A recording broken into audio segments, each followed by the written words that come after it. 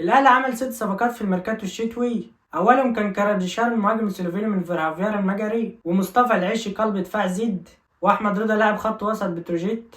الاهلي بعدها بيعمل صفقه مدويه بتعاقد مع اشرف بن شرقي من الريان القطري لمده موسمين ونص، وبيتعاقد ايضا مع محمود حسن تريزيجيه لاعب طرابزونسبور لمده 5 مواسم مقابل 1,600,000 دولار، ولكن التعاقد بيبدا مع نهايه الموسم وبدايه كاس العالم للانديه. ايضا الاهلي كان اعلن قبل بدايه الميركاتو عن تعاقد مع حمدي فتحي من بداية كأس العالم للأندية من الوكر القطري لمدة 6 شهور. أما عن راحلين عن الأهلي هم محمود كهربا الاتحاد الليبي عرض 6 شهور، وعطى عرض يوسف أيمن وعودته للدحيل القطري. وفي موعد تصوير الحلقة في أخبار منتشرة عن صفقة جديدة للأهلي قبل نهاية سوق الميركاتو. أما عن صفقات الزمالك في الميركاتو الشتوي فهو عمل صفقتين، تعاقد مع محمود جاد خط وسط فاركو، وأحمد حسام قلب دفاع نادي الجونة.